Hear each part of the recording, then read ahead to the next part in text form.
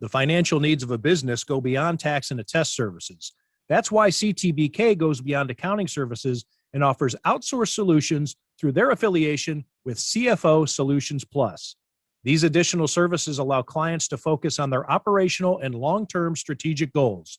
Trust CTBK's outsourced solutions to provide cost-effective, value-added financial services tailored to your company's needs.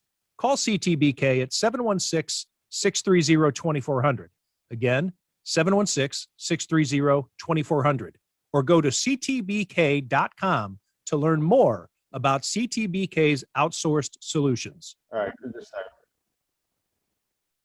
Welcome to another edition of Tim Graham and Friends, brought to you by CTBK, CPAs and Business Consultants. I'm Tim Graham of The Athletic, here with Jonah Bronstein of the New Bronstein Times. And Jonah, it was, we're actually at that crazy time of sports where all four of them are going at the same time. Hockey season starting up. Basketball is here. The NFL is 5 games in. Major League Baseball is in the playoffs. And boxing. Boxing, yeah. Fury Wilder. Hopefully some folks had a chance to go see that at Amherst Pizza and Ale House. They had the free showing of the pay-per-view there. I would have been there if I didn't have to go to Kansas City. And it turned out to be a good fight. I don't really care for either of those fighters personally. And the end result was what I expected, but I didn't see how it was going to get there. That meandering back and forth bout where Wilder was clearly the overmatched fighter, but still scores a big knockdown. It was one of those fights that I think I would like to have seen. And I can't say that too often. Well, I did happen to stop by Amherst Ale House and watch that fight, and it was maybe the best fight I've ever seen, at least live and in terms of on pay-per-view and really? I haven't seen as many great fights as you saw. I ordered some Tyson fights when I was young. I know there's more better fights and more classic fights that I watched on tape, but I mean, watching a fight live that I either ordered or went somewhere to watch. It's not often that each fighter gets knocked down. So that adds to the drama that even if one fighter is way ahead on the scorecards, that he got knocked down, you always think there's that puncher's chance that Wilder is going to be able to end this fight at any second, even though he's hurt. He looks like he's, the Beetle Bailey scribble after Sarge got done with him in the old comic strip. But you enjoyed it. As good as you could ask for, I think, for a fight. And I didn't pay $70, but if you were to pay something like that on pay-per-view, or you devoted part of your night to watching it, I think it was as good as you could ask for. Competitive, back and forth.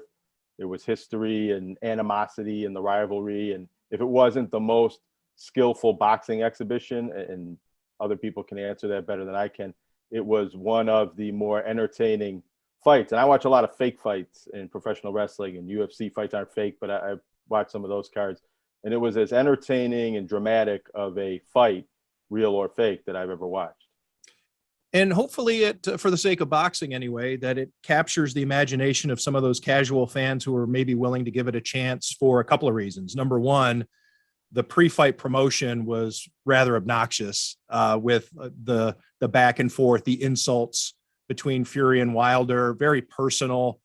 And I really don't know how genuine Fury was being throughout that. If it was like Ali and Frazier, did he really mean what he was saying, or is he just trying to sell the fight?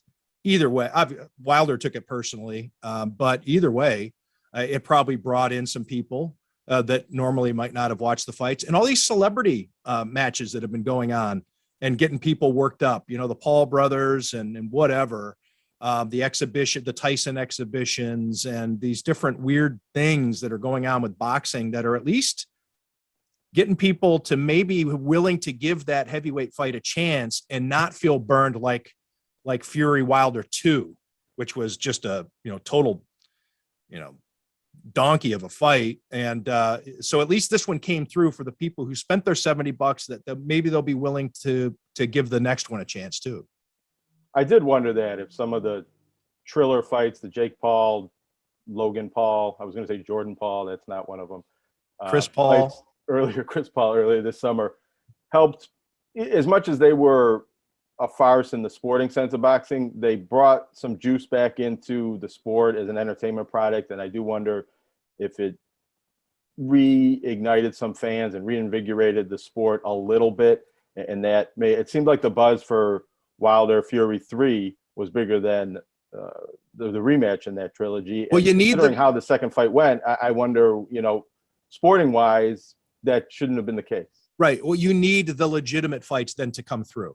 If you're having the Logan Paul fight, if that gets you going and you then want to give real boxing a chance and Fury Wilder is a dud, then you say, screw it. I have just as much fun watching these exhibitions, and you don't, invest in the legitimate form of boxing. So the fact that Fury Wilder 3 came through, I think is, and you don't know what you're going to get, really. I mean, you can't plan it. You can't strategize that if you're the boxing institution, if you're the,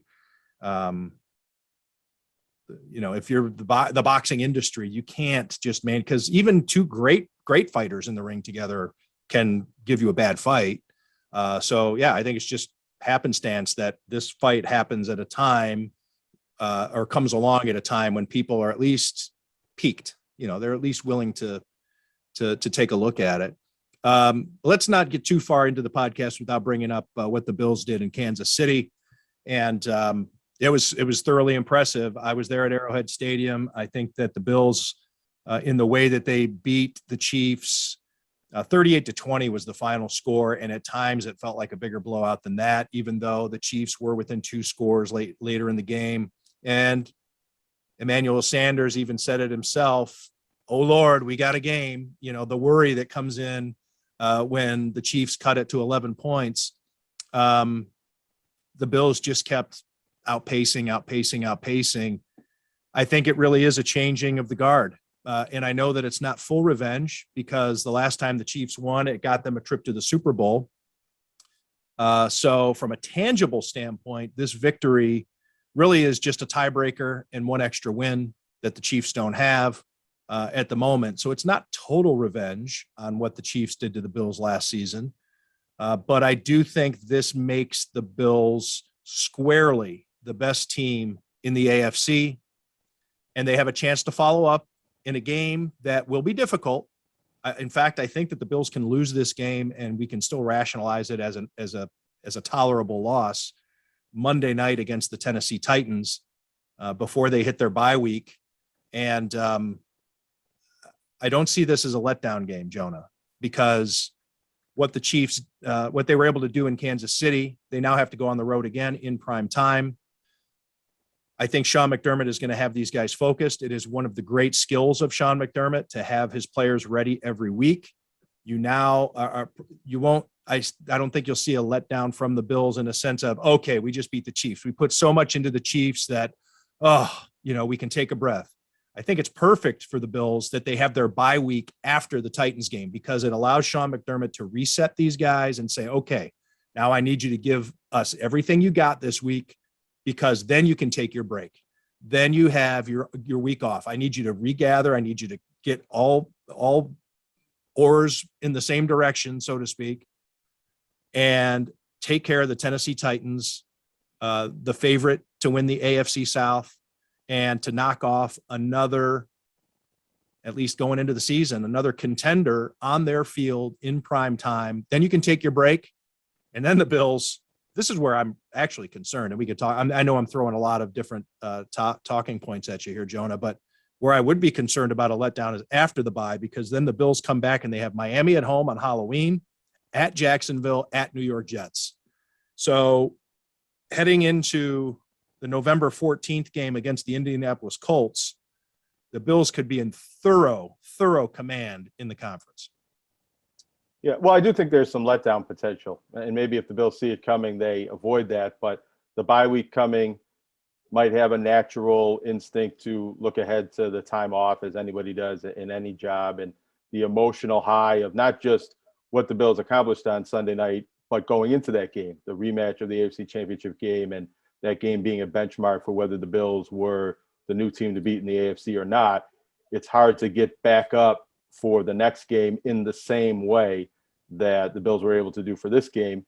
However, the fact that this is a team that beat the Bills last season, and you have a little bit of that revenge factor, and another team that's been a contender in the conference, and so you can manufacture that belief that this is another measuring stick, proving ground game, and the bye week coming up, as you mentioned, might focus them a little bit. That's like, let's get through this game, and then we have 2 weeks off to rest and repair. Also helps the Bills that they're not coming out of this heavyweight fight that they had with Kansas City, injured and bloodied and beaten and bruising. That, Matt Milano didn't play, but it seems like he's on track to maybe come back, and there really weren't any other significant injuries after the game. So the Bills are in good position to give their best effort this week and then have a week off to focus on the remainder of the season.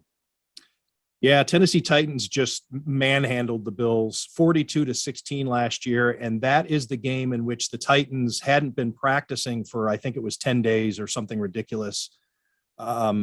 Because of COVID concerns, they had too many players test positive, shut down the facility.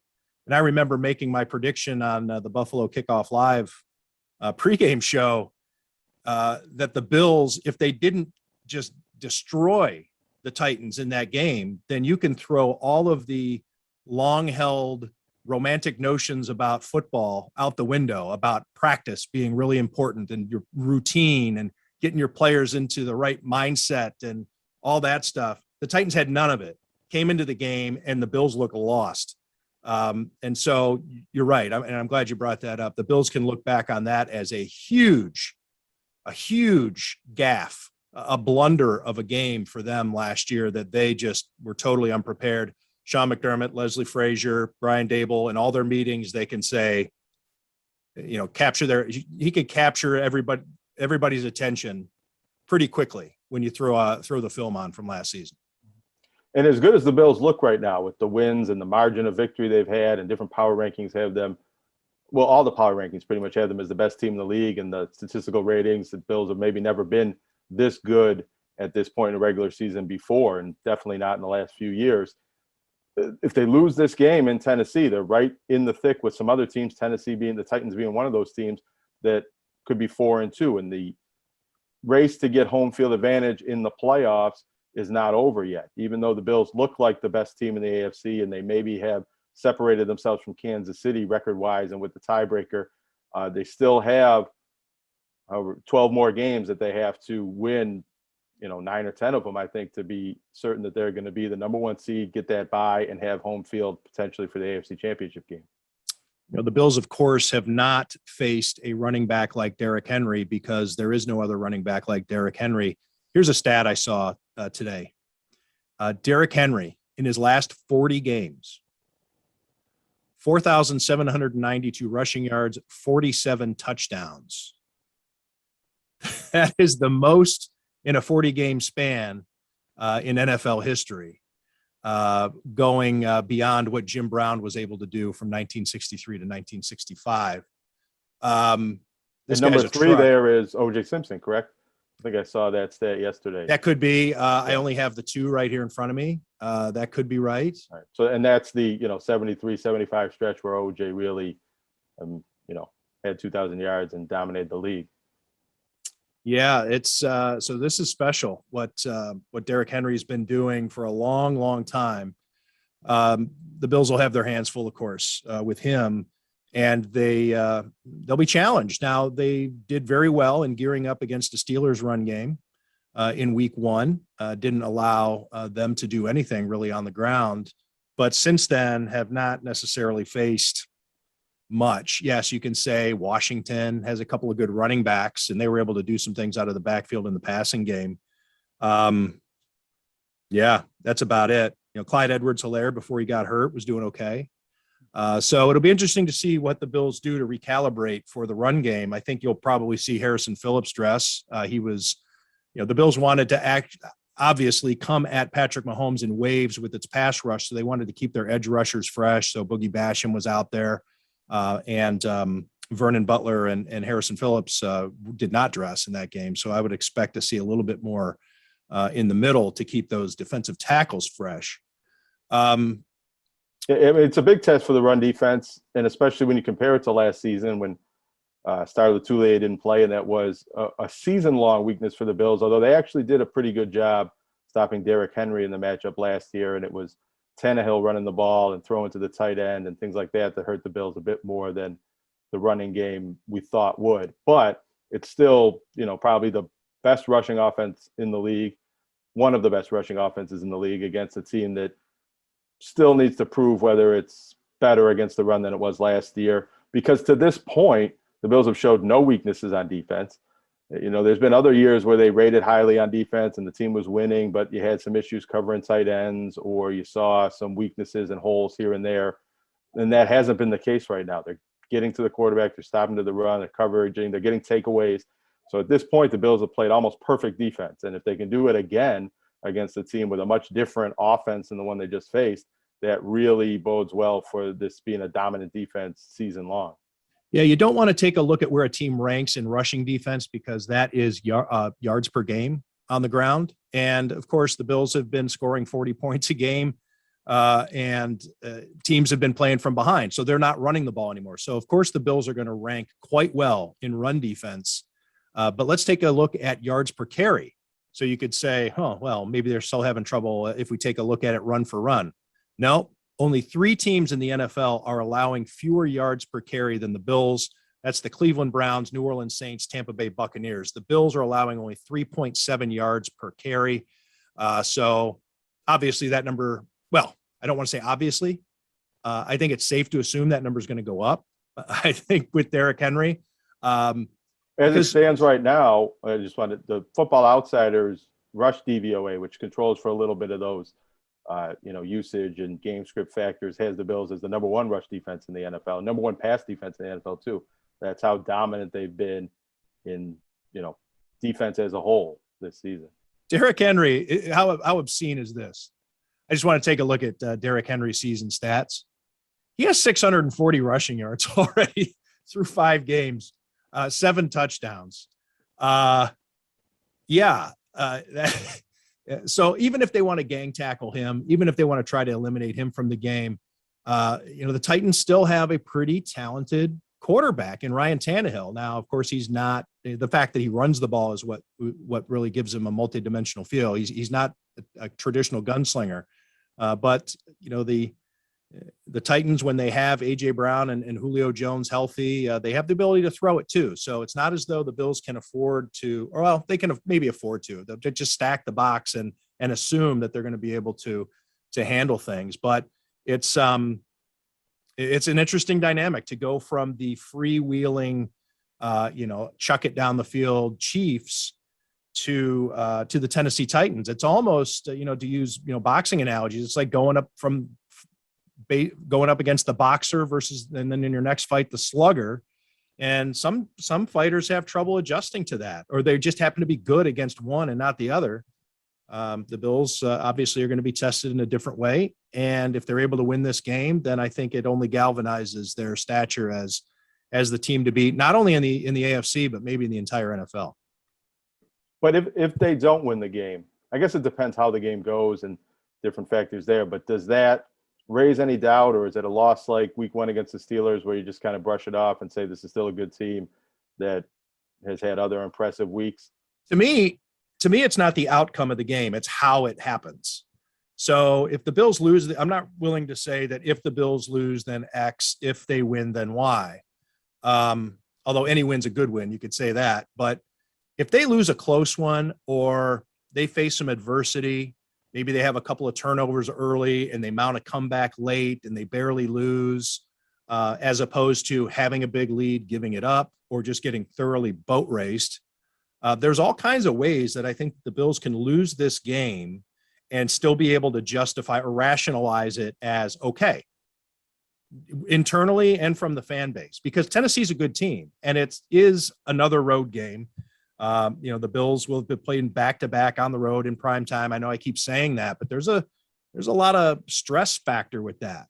And right, back-to-back road trips doesn't really fit into the letdown narrative, but is something that could affect the Bills this week.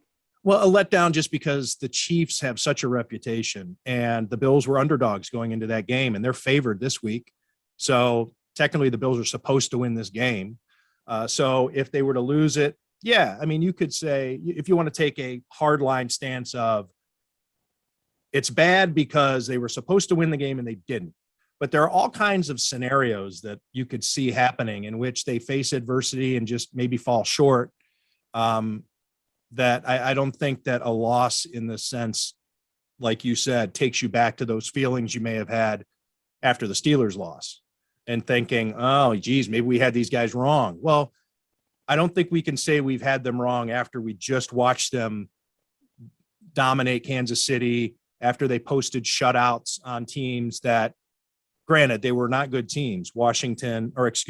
Miami, especially after they lost Tua Tagovailoa, and then Houston, 2 shutouts in the 3-game stretch. Yes, junior varsity caliber competition, relatively speaking, but it's still incredibly difficult to shut out a team in the NFL. The New England Patriots couldn't shut out Houston.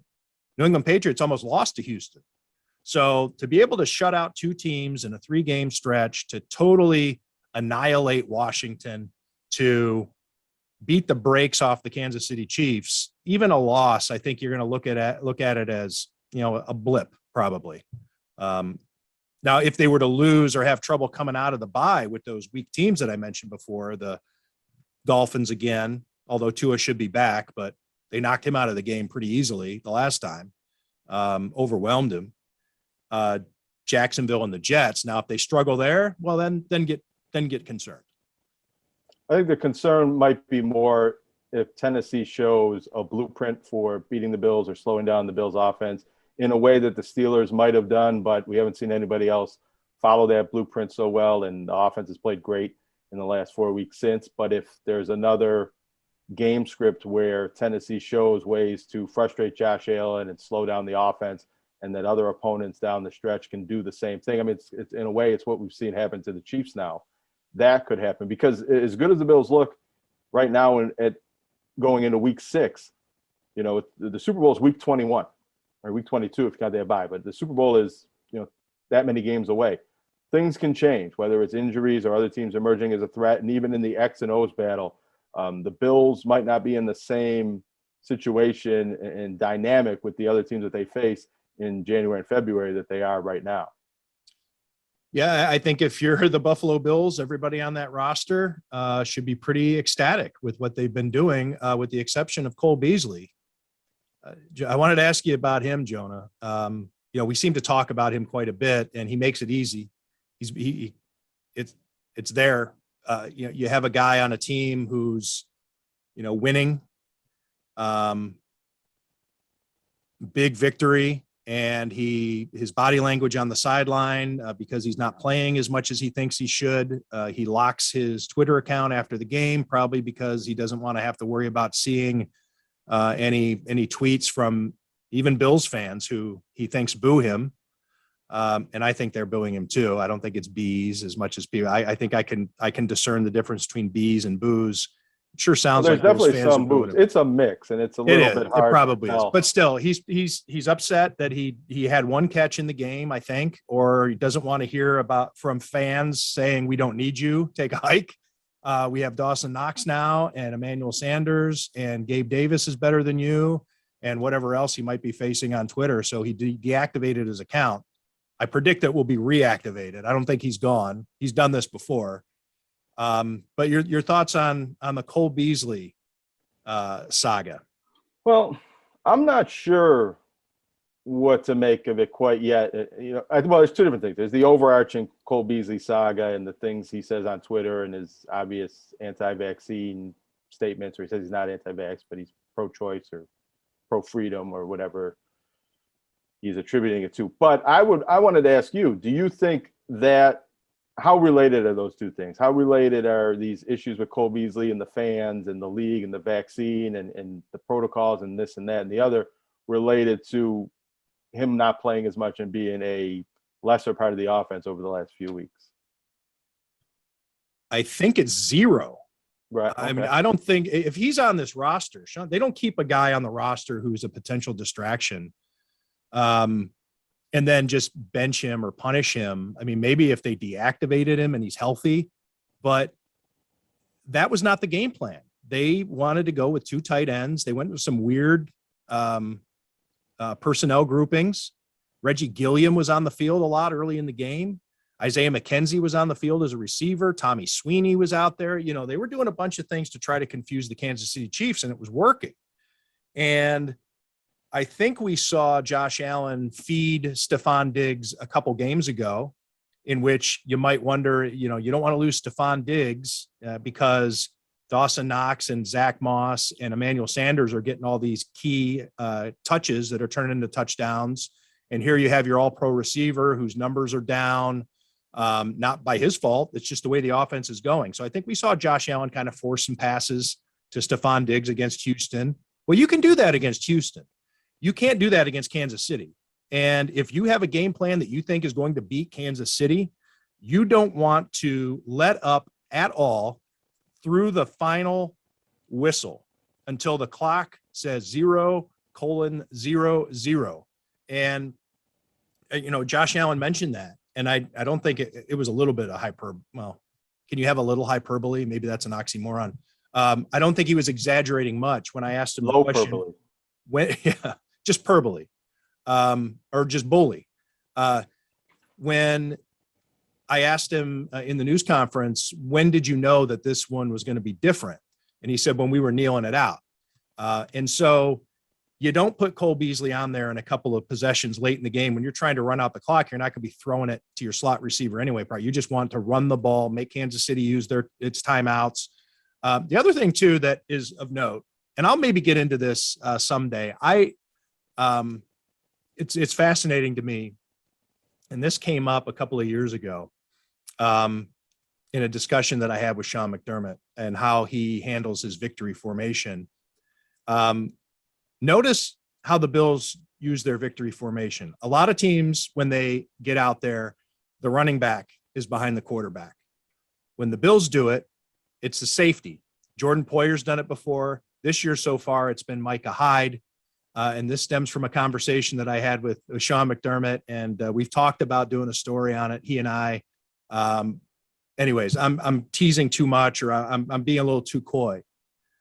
But the reason that the safety is back there is because he's going to have to make a tackle. That's the whole point of the victory formation, is to save a victory. It was popularized after Herm Edwards' miracle at the Meadowlands, when the Eagles, scooped up that Larry Zonka fumble.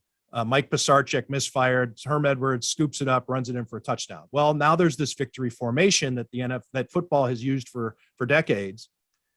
And the purpose of it is to put the guy back there, the guy behind the quarterback. His job, if it happens, if disaster strikes, he's got to make a tackle. Well, why on earth would you want a running back there? Why would you want Devin Singletary, or receiver sometimes back there? Stevie Johnson used to be that guy back in the day. Why would you want Stevie Johnson to be the one to have to make a tackle? So I had a discussion about that with Sean McDermott one day. 2 games later, there's a safety back there. They've gone back and forth. But anyway, that's my long-winded way of saying. That's what I want to ask. I mean, the way I heard it, this was your X and O wrinkle that you gave the Bills. It was, and it was. I'll just leave it at that. But the reason I bring it up is you call it the Graham formation now. Micah Hyde was out there even late in the game, because that's how, and he has been. He was out there against Houston and Washington too. But we're going to make sure Kansas City doesn't score a touchdown here. We need to lock this game down. Sorry, Cole, we can't force you a few passes. We're not going to feed you here on these last 3 series. We're not putting Mitchell Trubisky out there like we had the previous 2 games, when we're, kicking in the Washington football team's doors and the Houston Texans doors. Mitchell Trubisky, go out there and go ahead and play the last 5 minutes. No. Josh Allen was out there. They needed to make sure they were going to win this game. So Cole Beasley doesn't get his touches. Sorry, wasn't in the game plan. And at that point of the game, we're not screwing around with making sure everybody feels included. This isn't romper room. This is a football game against the best team in our conference, and we need to win. And Cole Beasley's going to have to wait a different week. Beasley's also losing targets and snaps to Dawson Knox, who's playing much better and a much bigger part of the offense. And he's not losing lining snaps up at receiver a bit more, but I think he's split out wide. Maybe they did that. Not losing snaps to him, but he's losing targets for sure. Yeah, because Knox's snaps have remained relatively the same every week. So Beasley's is going down because of other guys like Gilliam, like McKenzie, and Sweeney. Like I said, Sweeney hasn't been used too much. Sweeney was out there in the first quarter quite a bit. But that I wonder if Knox is being used in a bit more of a slot receiver type role on some of these plays, and that's putting Sweeney and Gilliam on the field where Knox or another tight end would have been playing in the past. But also, I mean, Cole Beasley is only a couple weeks away from having a very good game against the Redskins. It's not like he's totally being phased out of the offense. Football team. Sure. Yeah, you're correct. Right. Sorry. But, you know, he did play well in that game, and he's probably not an afterthought on the offense, but it seems like there's other players and other formations and other strategies that the Bills are obviously rolling with, and they don't need to force feed the ball to a guy, even if he was an all-pro last year. Jonah, speaking of slurs, I didn't have this on my list. I regret saying that. I wish I didn't say that, but I know. It did bring up a thought of mine. I'll let you go, and then I have another thought I want to throw. Well, I was going to ask you about John Gruden because Jewish people are about the only group I didn't see that he offended in his emails. Well, we didn't see all the emails, you know. Maybe we should just assume that there is a reference in there. The reports were misogynistic, homophobic, racist. I didn't see anti-Semitic in there, so maybe that's a feather in his cap. Yeah, and I think my thought on that when I saw the different tweets or the different emails and the different things he said is John Gruden might not be racist, misogynist, homophobic so much as he's like your drunk uncle that says crazy things all the time and listens to crazy who's racist radio and repeats what he says. Right. There's an element of racism that, but it's not his racism fueling it. It's his idiocy and just saying dumb things and just being, having dumb opinions and knee-jerk reactions. And yeah, I'm not trying to let John Gruden off the hook, but what I'm saying is, it just was a hodgepodge of some of the worst opinions and the worst thoughts that somebody could have, and then expressing them in somewhat of a professional work email setting. I mean, I think anybody in almost any position would have to lose their job over that, and especially someone in a high-profile leadership position like that. He has the first openly gay active, or the first NFL player to come out while in the NFL on his roster. Right. Yeah. And maybe I'm making this point sloppily, but I didn't read it as much about being anti-gay, anti-black, just anti-saying the right thing and anti-political correctness. It's almost like he went out of his way to make all of the offensive jokes and statements that he could make. Like maybe he was doing this, maybe this was what it was. It was fun making Bruce Allen uncomfortable with all of these obnoxious opinions when he was out of the NFL and maybe felt like he could say whatever he thinks. I mean, is this what John Gruden emails everybody all the time? He's the Andrew Dice Clay of Monday Night Football commentators. Right. Okay, so you had a point you were going to make before I brought up John Gruden? Well, I was wondering if you want to go down this road, but I was looking at something and it reminded me, I don't know, maybe this is a discussion for another day. I don't know if you really want to get into this, but the appropriateness of the nickname Buffalo Bills to begin with, and as we are evaluating whether certain nicknames are racist or appropriate or not, Indigenous Peoples Day, Buffalo Bill Cody first got his nickname for killing bison or buffalo, which is a bit ironic that a Buffalo team would then be nicknamed after that. And then he was known as, the Indian hunter and an Indian killer in different wars. And so I do wonder, I read your story about Lancaster and changing their nickname last week. That's one thing that got me thinking about it. And then I wonder if we are ever going to have this reckoning or why we don't have this reckoning about the Buffalo Bills name. And I know there's differences, but I'm wondering, what your thoughts, because you had done that kind of reporting recently. Yeah, we've talked about this before, right? Give me your. So this stems from the Sterling Tavern. Did you see what they put out? It was a bit of it was a very kind of insensitive and rather racist post about the Bills beating the Chiefs and let's celebrate Indigenous Peoples Day and some problematic language. But I'm thinking that got me thinking, hey, just celebrating the Buffalo Bills on Indigenous Peoples Day might be a little bit inappropriate. Well, how about the town of Amherst and who it's named after? Right. That's another one that the guy who the guy who delivered smallpox blankets to Native Americans, or that he was at least the mastermind behind it. Yeah, I mean, and did he do anything else? Is there anything redeeming about Lord Amherst, which is why so many of these towns and villages are named after him, or is it just the smallpox blanket that earned him all this notoriety?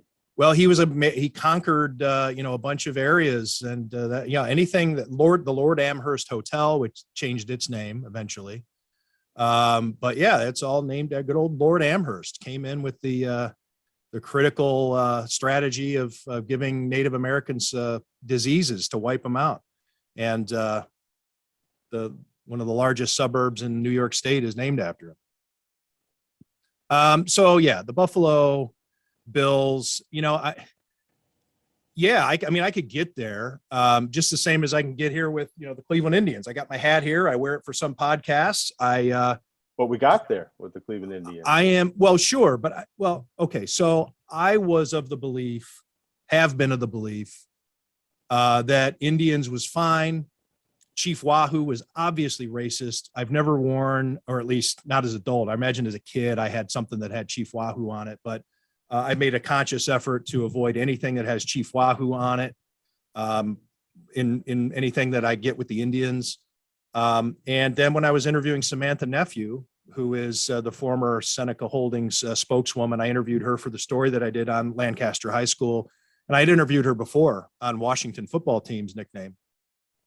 And I asked her about it, and she said, I want to get rid of all of it. And because why is this race acceptable to be used for these purposes and none other? And I guess you have the Fighting Irish and the Boston Celtics, but you don't get the imagery that comes along with it. You don't get the problem is that the Cleveland Indians begat Chief Wahoo. The Atlanta Braves, proud name, fine, but has Chief Nakahoma doing a rain dance after a home run back in the 70s, and the tomahawk chop. The Kansas City Chiefs, a regal name, no imagery from the team itself, but they promote the tomahawk chop in the stands. What is your thought being there when that's going on in the stadium after, the story you just reported? I'm sorry? What was your thoughts being in the stadium? Well, I think it's ridiculous, and they should get away. They should do away with it. And the NFL has taken some steps in banning face paint and headdresses and things like that at Washington and Kansas City. But then to have the sound guy, that when you do that tune that people do the tomahawk chop to, somebody who works for the Chiefs is flipping a switch to get people to do this gesture that offends a lot of people. So that's why I can get with, okay, Cleveland Indians, they played their last game. And this was after talking with a native, Samantha Nephew's a Seneca. And she said, I'm fine with she said, I think the phrase she used was, I'm fine with getting rid of all of it.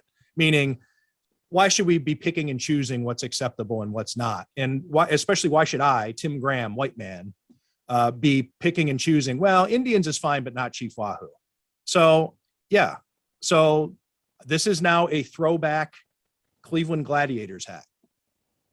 It doesn't have any Indian designation on it. It's just a C for Cleveland. So I get this is no longer a Cleveland Indians hat. It's a throwback Gladiator. Or Guardian. I'm sorry, Cleveland Guardians. Buffalo Bills. Still getting used to that. Doesn't cross that line, or because I don't know what is a bill. Okay, so we're about Buffalo Bills. Okay, so yeah, so that's why I can get to Buffalo Bills. I guess I can see a path in my mind to Buffalo Bills, but when I think of Buffalo Bill and all that stuff, that's the Howdy Doody guy, right? Is it really the Buffalo Bill from the frontier? Where the name comes from, though, originally, because it was so popular, Westerns, I think, at the time, and things like that. Right. And maybe you could still be the Buffalo Bills and you disassociate from that history and your logo, because the logo doesn't really have anything problematic about it. So maybe that's why it's not.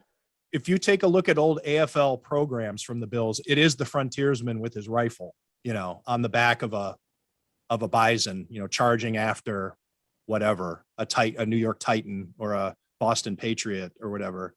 It's probably a bigger problem associating and promoting with mafia imagery, and the team being complicit in that now is probably a bigger issue I would think. Right. I didn't know if you wanted Yeah. to go down that wormhole. I didn't bring that up. I'm willing to, but yeah, I think I should, you know what? And it's the team I cover, and I should have a thought of that right off the top of my head, whether it's to say you're full of shit or, yeah, you had a point. I'm of the mind, as I am with most topics, I don't know, because I'd be open to, like I said, I can have a path that gets me to, all right, let's change the Bills. Bills are kind of a stupid nickname anyway. I mean, what is a bill? Like people say, what is a bill? But of course, everything's tradition. You don't want to change it. Just like the land people in Lancaster, if you were to talk to Bills fans about changing this nickname, they'd be mortified. You could be the Buffalo Billies, Billy Goats. The shout song is incredibly silly and small time, but it is ingrained in generational DNA here. You can't change it. The Miami Dolphins song, same thing. The Miami Dolphins #1, which actually was not just the Miami Dolphins song. It was a song that the guy who wrote that one did it for a bunch of teams. The Steelers had the same song. He just changed out the team name. Houston Oilers. Anyway, it's like Lee Greenwood and is proud to be an American, which is also proud to be a Canadian. But anyways, the Dolphins song, incredibly small time. But they tried to change it a couple of times with a rap. They tried a Jimmy Buffett version of it down there because they thought that would go over. And it doesn't stick because the fans want the old, silly, weird tune, whatever. And they got rid of the shout song for several years, and the fans clamored to have it back. And I don't think there's a single fan in the stadium on Sundays that doesn't want them to play the shout song after touchdowns and field goals. Field goals, right. They do it on the planes. You know, I travel, the planes when I go to a road game are filled with Bills fans. People do it at weddings. And they scream it on the plane while we're up in the air. People are trying to sleep, and Bills fans are half in the bag at 10 a.m. on their outbound flight, and they just want to party. Oh, at weddings for sure. I do know some people who've had it on a do not play list at a wedding. You know, they make sure to tell the DJ, we do not under any circumstances want to hear the shout song at the reception. But then there are some, I've seen bridal parties walk into the reception to the shout song. Where do we go from here, Jonah? I don't know. It's hockey season, you know. The NHL drops the puck tonight. Share with me your preseason Sabres thoughts. You've been covering the Sabres. You've covered them in the past. It's been 12 years since 14 years since I've covered them. Any chance that the Sabres can surprise some teams, and I don't say and make the playoffs, are they going to be competitive this year? Well, I covered the preseason finale on Saturday against Detroit. Well, I attended it. I didn't write anything, and I'll be covering 3 of the first 5 home games coming up, Saturday being the first one. And I got vibes from that game that the Sabres will be better than a lot of Sabres fans think they might be, or a lot of analysts think they might be, and they still might be one of the worst teams in the league. But I think you're seeing I saw that I think this team's going to be competitive and play with a lot of pride, and in much the same way they finished last season with Don Granato as coach, that they will be a tough team to beat on certain nights. And even if that doesn't mean a very good record, it could mean a better than last place record, which is an improvement from a year ago, an improvement from many of the recent seasons. Now, they do have issues with goaltending and maybe on defense too that could really hurt their chances of winning games and doing well in the standings. But I think you're going to see a team that plays better and is more competitive than they were for much of last season under Ralph Kruger, when it really got to be a mess in the early and midway point in last season. And, you know, there were issues with coronavirus affecting the team and different pauses and things like that. The talent is probably not where it was, or it certainly is not where it was a year ago, especially without Jack Eichel. The Jack Eichel situation hangs over the team a bit like a black cloud, but I don't really think that's going to affect them on the ice. I think it might help some players galvanize a bit of playing without their captain, or playing without a captain. Not going to have a captain this season. They have 2 alternates as it stands right now. Now, they could trade Jack Eichel and get new players in here that change the dynamic. They could trade different veteran players away that cut the knees off the season. But I guess the long way of making this point is I don't think this is going to be a tank season where the franchise is intentionally trying to lose, where the coach, even though Ted Nolan was trying to win in that season, I think the combination of Granato and the young players trying to prove themselves and what they have as a team will make them trying not to finish in last place, when maybe the future of the franchise is better off if they do finish in last place. But we'll get a good sense of that. Their second game is against the Arizona Coyotes, which might be the other worst team in hockey. So we can see very early on whether the Sabres are going to be a last place team again or not. Anyway, Jonah, I think we've talked long enough. We've got a lot of Bills Chiefs talk. One last thing people want to know, though, is what did you do during the lightning delay in Kansas City? I ate a lot. Thankfully, at Arrowhead Stadium, they took care of us when it come to food. So I went out into the media lounge area, like away from behind the press box seats, and sat there with Josh Reed and Matt Beauvais and Ashley Holder. Eric Wood came out. He didn't have anything to do because they ran out of things to talk about. Chatted with Kim Pagula for a little bit. Killed time. Ate. Drank about 4 cups of coffee. Peanut butter and jelly. Did you get any of that? Didn't get any of that. That's all going to be a whole new thing, isn't it? Could be. Before we go, Jonah, I should ask you about Amherst Pizza and Ale House. We talked about the fight earlier, but what was the scene like in terms of energy and what was it like over there? It was energetic. That's a good way to describe it. It was a crowd that I think wanted to see some blood, and they got some blood in that fight, and everybody enjoyed it. It was a long, competitive, back-and-forth fight, and it was worth the trip out to watch. Well, Amherst Pizza and Ale House sponsors the show. So I always like to take a moment to let everybody know that they can go there to watch all the college and pro football games. And now that we're in hockey season, they have Sabres games. They have all kinds of specials. I don't know that John Bonta, the owner, is entirely thrilled that he made this decision many years ago, but I think it's half-priced pizzas and pitchers until the Sabres win the Stanley Cup. But Amherst Pizza and Ale House is at 55 Cross Point Parkway in Gettsville. That's right off of Millersport Highway and the 990, so it's easy to get to. A ton of TVs, indoor and on the patio while the weather's still good. You can, even at night, while we're enjoying these 80-degree days, get out there and even watch the night games out on the patio. Recognized by ESPN.com as Western New York's top spot to watch sports. Jonah said a lot of energy, and it's where Jonah and I go when we're done covering the games on Sunday, home games, that is. So stop in or call for takeout and delivery, 716-625-7100. Amherst Pizza and Ale House. One more time, I'll give you the number, 716-625-7100. Amherst Pizza and Ale House. CTBK is more than just a full-service accounting firm. They are one team with an innovative approach to accounting and rise to each new challenge with collaborative problem-solving skills. CTBK goes above and beyond by lending helping hands in the Buffalo and Niagara community through volunteer work and donations, and is partnered up with Victory Sports for 2020 and 2021 to keep kids in the community active. The professionals at CTBK are determined to help individuals and businesses succeed. Whether a large corporation, a small business, or somewhere in between, call CTBK at 716-630-2400. Again, 716-630-2400, and see what CTBK's one-team approach can do for you.